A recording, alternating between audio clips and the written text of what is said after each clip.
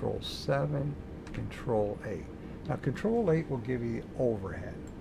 Up above here, there are circuit breaker panels, which you don't have to be concerned with. Probably why I can't get to them. Even if I use my mouse to try and scroll up, it kind of stops there. But let's take a look at this overhead display right here. And we'll take a look at what these are all about. Okay, now I'm just using my mouse to try and stabilize this. So, just going to go down here, and we'll start at the top left here. That's your PA and cockpit door video.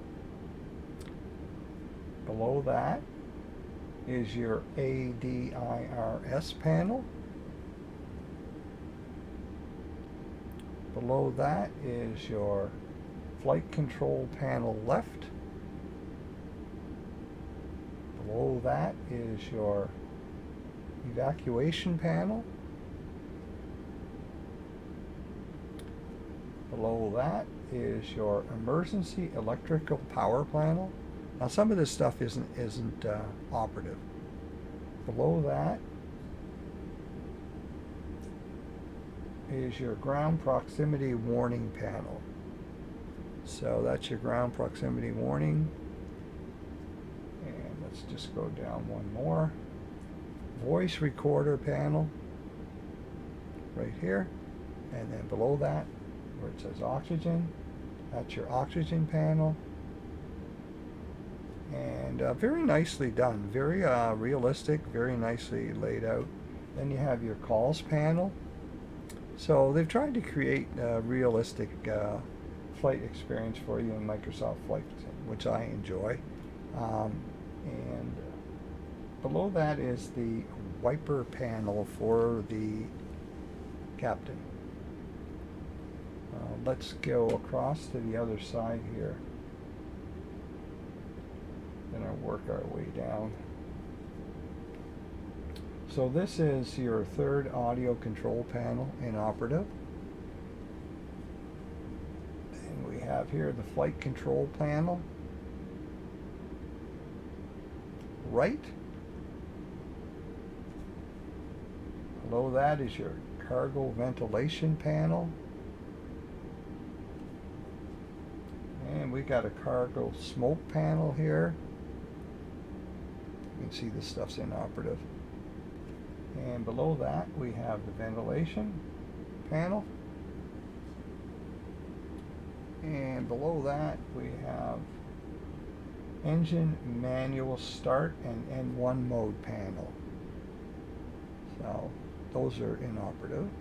And below that we have once again for the first officer, wiper on and off, slow, park, etc. Okay, so let's go to the center part here, up above. So up here we have a fire control panel for engine, APU, engine 2. Below that we have the hydraulic control panel. And then below that we have fuel control panel. Right here, there's your fuel control panel. Below that is your electric control panel. So here we have our electric control panel, and then air conditioning control panel right here. So some of this stuff you can is operative. And below that we got our anti-ice. So you want to use your anti-ice whenever you're in extremely cold weather. You're going to have those turned on. And over here we have cabin pressure control panel. And then below that, this is your lights. Right over here, external lighting. So you can put on your taxi lights, your wing lights, your beacons, strobe, etc. And let's take a look here. You've got your APU panel right here. And then over here we have our internal lighting. And below that we have our signal panel. So we can turn on seat belts. There we go. We'll do that now while we're there. Okay, so let's go down a little bit further and have a look at the flight deck down below. See if I can use my mouse to sort of line this up. Okay, so I'm going to have to improve the view a little bit here for you.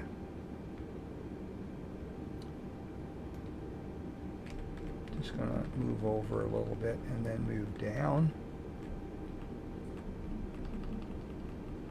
Just get a better view here. So I'm going to go across the top here. So let's go over here. This is your alarms and warnings for the captain in this area.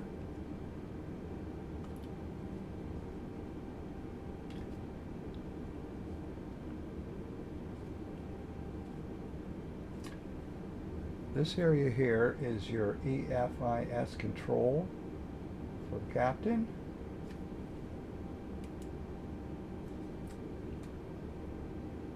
So this panel controls desired ND modes like ILS, VOR, nav, ARC, the plan and ranges, and the barrel setting. Ground Wisconsin 6181 request taxi to the gate. Wisconsin 6181 taxi to gate 16 via taxiway Alpha. This is your flight control unit here. This area here will help you do settings for your flight. Right now our altitude is, looks like it's 500. So let's just set it to 10,000. So if I click there, like you see there's an outer and an inner. If I click, now I go to hundreds. So I'm just going to set that to 10,000. Alrighty, so that's the flight control unit, and next to that is your EFIS control, which was on the other side. This is for the first officer on this side. And then once again, we have alarms and warnings for the first officer. Now there's your barometric pressure on both sides. So you can press B, Bravo on your keyboard to set that to the current barometric pressure. You see it just changed? So that's very important, I should say, for your altitude to be set correctly, because we're sitting right on the airport now and looks like it's 600 feet above. I can't really read it until we get a little up closer, but approximately. Alright, so let's go over here again and take a look at this area. Over here you'll have instrument lighting control panel for the captain. So you can take a closer look at that. This is the primary flight display for the captain. And right here we have the ND for the captain. So that's a navigational display screen.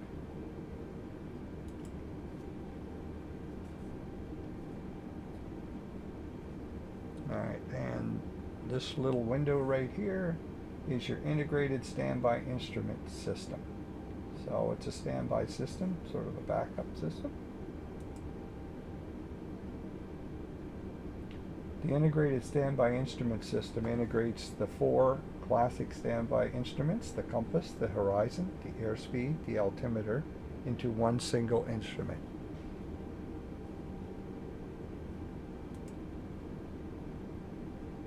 Alright, so let's go to this screen here, and this is your upper ECAM engine and warning display.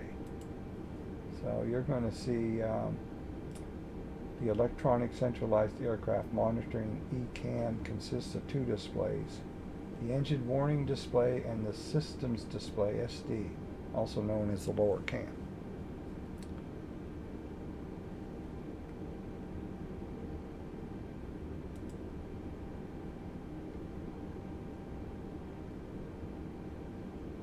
Below that, I'm just going to have to use my mouse to see if I can gently bring this screen up here. Below that is your lower ECAM system display, and that electronic centralized aircraft monitoring consists of two displays as well, and sort of will provide you information on the aircraft.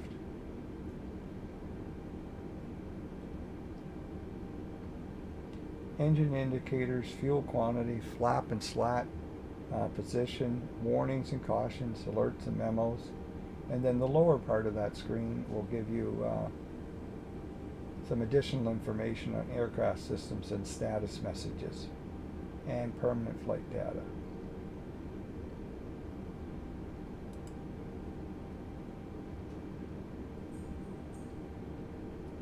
Alright, so let's move over away from this screen and move up to this area here. This is your auto brake and gear. So you can turn on your auto brakes, and there's your gear. It's all green, which means they're down. And here I'm going to put the auto brake on to medium. Might as well do that now. Below that is your landing gear here, and right here we have a accumulator pressure indication.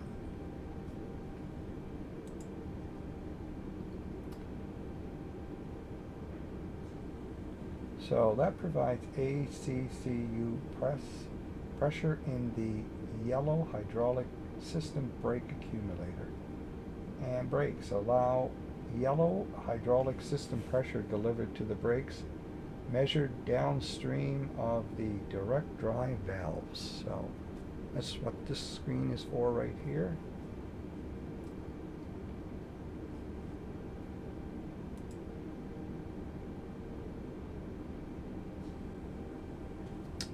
And right here is an interesting little screen. That's your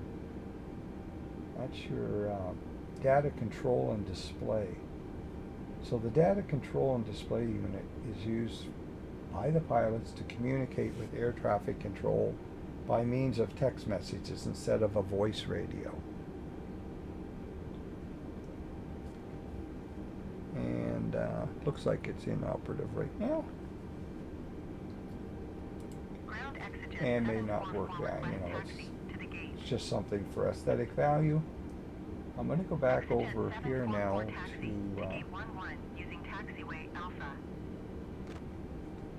right here. That's your terrain display. So your terrain switch for the ND.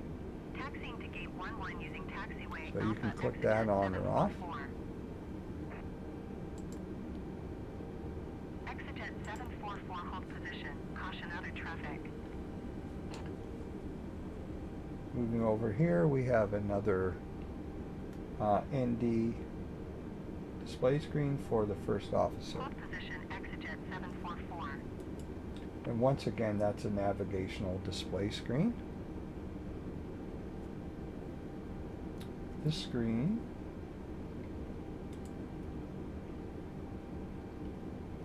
is a secondary screen for the first officer, so it's a primary flight display screen with the same information that the captain is looking at as well.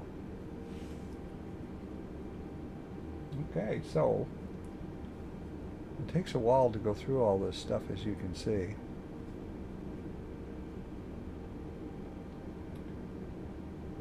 So there's two of these data link screens here for sending text messages. The first officer has one, and so does the captain. So let's just see if I can get some stuff going here. All right, so let's take a look at this is the right here, that what we're seeing now is the MCDU, which is the multi-purpose control and display unit. And there's one for the captain and one for the first officer. So the main things to look at in this that we're going to be concerned with, I mean, you can click all of these, take a look at them, you know, provides information, our waypoints, our runway for, looks like for departure here. And here you can click on that. So without getting into too much complicated detail, unless you're very knowledgeable on this aircraft, this stuff has more or less been set for you for the flight by Microsoft Flight Sim. You're not going to have to change these things to have a successful flight.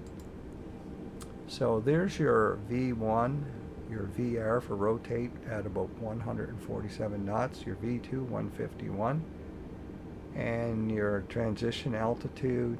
So this has all been done for us. I'm just going to click on these windows so you can see some of this information.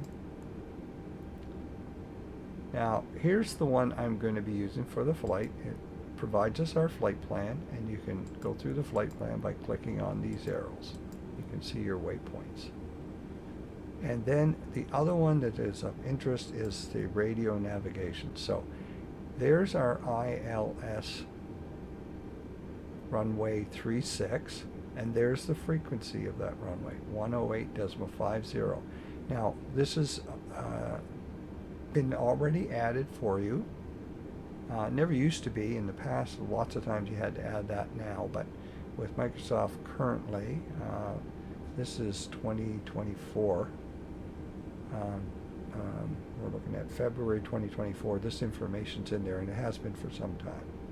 So what I'm going to do is bring up a little nav map and show you that runway that we picked. You can see it's 108.50. So it's been entered correctly. So you want to check that just in case there is a glitch and it's not right, because then your flight's not going to work. If you don't have this ILS frequency set right, it's not going to work. So that's the multi-purpose control and display unit. So this is for your fuel. You can make changes. You want to do calculations there. Secondary flight plan, ATC communications, already being handled by my assistant settings in options, and the co-pilot's looking after that for me.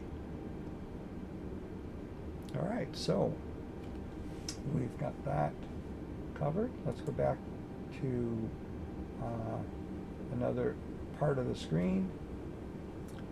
So this is our switching panel.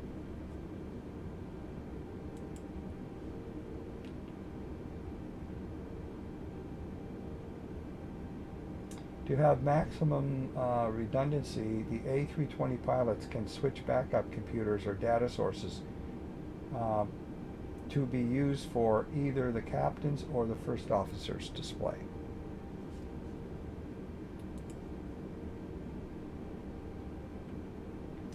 Below that is your ECAM control panel.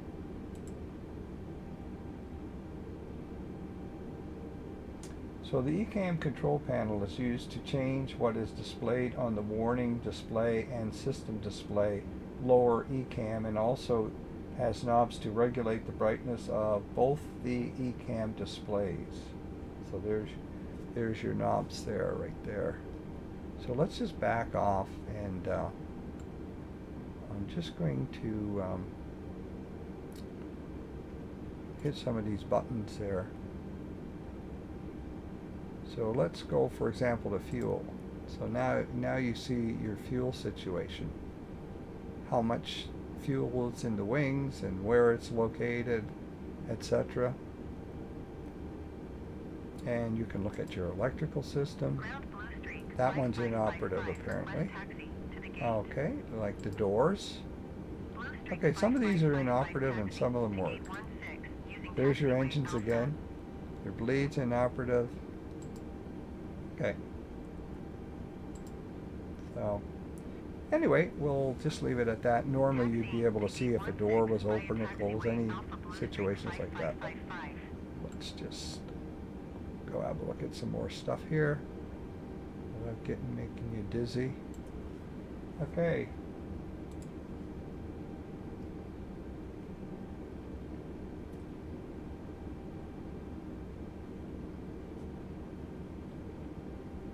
So this is your RMP and audio control for the captain. There's your active comm setting frequency, so you can talk to ATC. And there's your standby. Blue streak 5555, hold position. Caution, other traffic. So this whole area here, this whole area here. And here we have the thrust lever and pitch trim. So we have the thrust lever here, which is your throttle, and your pitch trim. And you can see we have duplicate screens over here and instruments and dials, etc. for the first officer.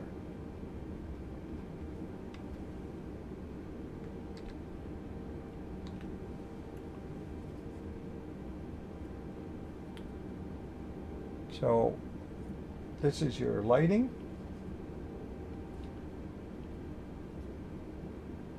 Lighting AIDS and DFDR for the first officer, and also over here same thing for the captain. Here's your radar panel, and we also have a radar panel on this side as well. Well, radar panel here, and on this side here we have the ATC and TCAS panel.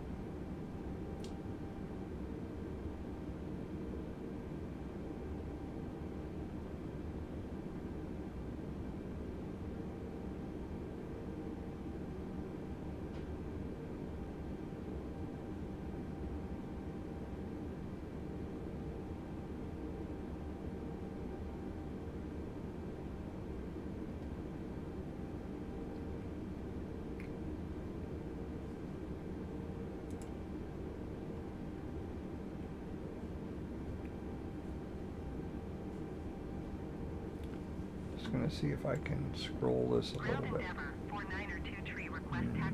Okay, let's see. Control 7 will give us this screen here. So here we've got the speed brake right here. Speed brake, and you can arm that. You can have a button to arm that if you want. I'm going to arm that. See, speed brake's armed. So when you land, they'll automatically come on. Your cockpit door, looks like that's inoperative.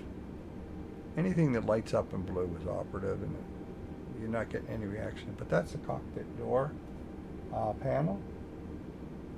And rudder trim right here. Don't have to worry about that if you're using autopilot. Autopilot will take care of that for you. Over here you have your flaps lever, and there's a printer right here. Doesn't work, but it'll print stuff out for text messages and stuff from whatever the co-pilot and first officer want to print. There's your parking brake, and below that is your gravity gear extension. So that would be like if you had to use gravity to release and bring down your landing gear, if there was some type of issue with the power going to the landing gear.